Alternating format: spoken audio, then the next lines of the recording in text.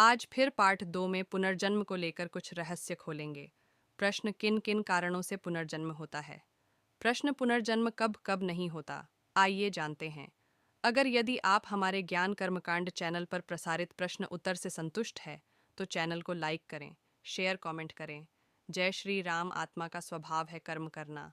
किसी भी क्षण आत्मा कर्म किए बिना रह ही नहीं सकता। वे कर्म अच्छे करे या फिर बुरे, ये उस पर निर्भर है, पर कर्म करेगा अवश्य। तो ये कर्मों के कारण ही आत्मा का पुनर्जन्म होता है। पुनर्जन्म के लिए आत्मा सर्वथा ईश्वराधीन है। प्रश्न पुनर्जन्म कब कब नहीं होता। उत्तर, जब आत्मा का मोक्ष हो जाता है तब पुनर्जन्म नहीं होता है। प्रश्न मोक्ष होने पर पुनर्जन्म क्यों नहीं होता। उत्तर, क्योंकि मोक्ष होने पर स्थूल शरीर तो पंचतत्वों में लीन हो ही जाता है, पर सूक्ष्म शरीर जो आत्मा के सबसे निकट होता है वह भी अपने मूल कारण प्रकृति में लीन हो जाता है।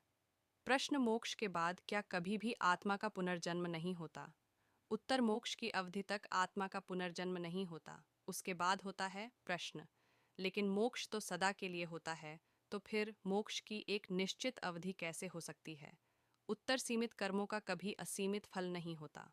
यौगिक दिव्य कर्मों का फल हमें ईश्वरीय आनंद के रूप में मिलता है, और जब ये मोक्ष की अवधि समाप्त होती है तो दोबारा से ये आत्मा शरीर धारण करती है। प्रश्न, मोक्ष की अवधि कब तक होती है।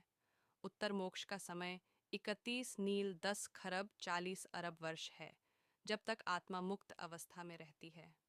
प्रश्न, मोक्ष की अवस्था में स्थूल शरीर या सूक्ष्म शरीर आत्मा के साथ रहता है या नहीं। उत्तर, नहीं। मोक्ष की अवस्था में आत्मा पूरे ब्रह्मांड का चक्कर लगाता रहता है और ईश्वर के आनंद में रहता है, बिल्कुल ठीक वैसे ही जैसे कि मछली पूरे समुद्र में रहती है और जीव को किसी भी शरीर की आवश्यकता ही नहीं होती। प्रश्न, मोक्ष के बाद आत्मा को शरीर कैसे प्राप्त होता है। उत्तर, सबसे पहला तो आत्मा को कल्प के आरंभ, सृष्टि आरंभ में सूक्ष्म शरीर मिलता है। फिर ईश्वरीय मार्ग और औषधियों की सहायता से प्रथम रूप में अमैथुनी जीव शरीर मिलता है। वो शरीर सर्वश्रेष्ठ मनुष्य या विद्वान का होता है, जो कि मोक्ष रूपी पुण्य को भोगने के बाद आत्मा को मिला है। जैसे इस वाली सृष्टि के आरंभ में चारों आर्षि विद्वान वायु, आदित्य, अग्नि, अंगिरा को मिला, जिनको वेद के ज्ञान से ईश्वर ने अलंकारित किया, क्योंकि ये ही वो पुण्य आत्माएं थीं जो मोक्ष की अवधि पूरी करके आई थीं। प्रश्न, मोक्ष की अवधि पूरी करके आत्मा को मनुष्य शरीर ही मिलता है या जानवर का। उत्तर, मनुष्य शरीर ही मिलता है। प्रश्न, क्यों केवल मनुष्य का ही शरीर क्यों मिलता है, जानवर का क्यों नहीं। उत्तर, क्योंकि मोक्ष को भोगने के बाद पुण्य कर्मों को तो भोग लिया, और इस मोक्ष की अवधि में पाप कोई किया ही नहीं, तो फिर जानवर बनना संभव ही नहीं, तो रहा केवल मनुष्य जन्म, जो कि कर्म शून्य आत्मा को मिल जाता है। प्रश्न, मोक्ष होने से पुनर्जन्म क्यों बंद हो जाता है। उत्तर, क्योंकि योगाभ्यास आदि साधनों से जितने भी पूर्व कर्म होते हैं, अच्छे या बुरे, वे सब कट जाते हैं। तो ये कर्म ही तो पुनर्जन्म का कारण है।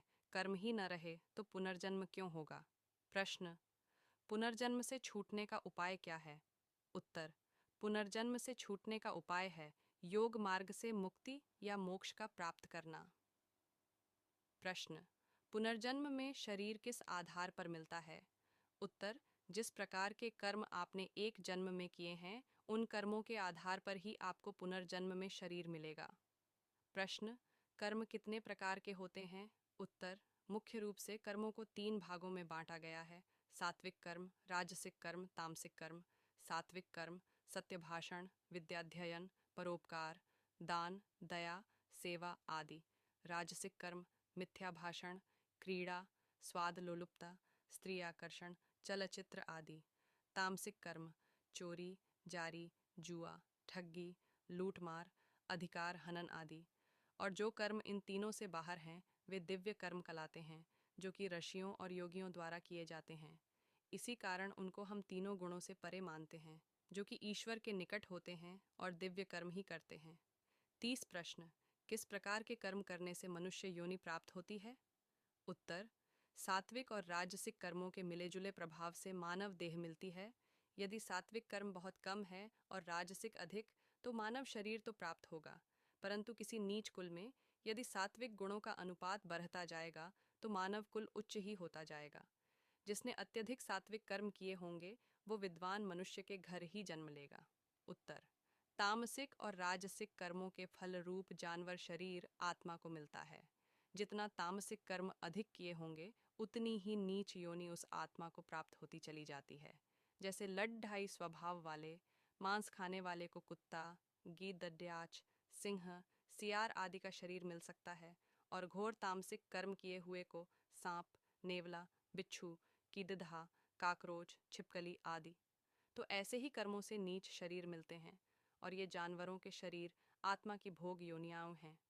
33 प्रश्न। तो क्या हमें यह पता लग सकता है कि हम पिछले जन्म में क्या थे या आगे क्या होंगे? उत्तर, नहीं, कभी नहीं। सामान्य मनुष्य को यह पता नहीं लग सकता, क्योंकि यह केवल ईश्वर का ही अधिकार है कि हमें हमारे कर्मों के आधार पर शरीर दे। वही सब जानता है। 33 प्रश्न। तो फिर यह किसको पता चल सकता है? उत्तर, केवल एक सिद्ध योगी ही यह जान सकता है,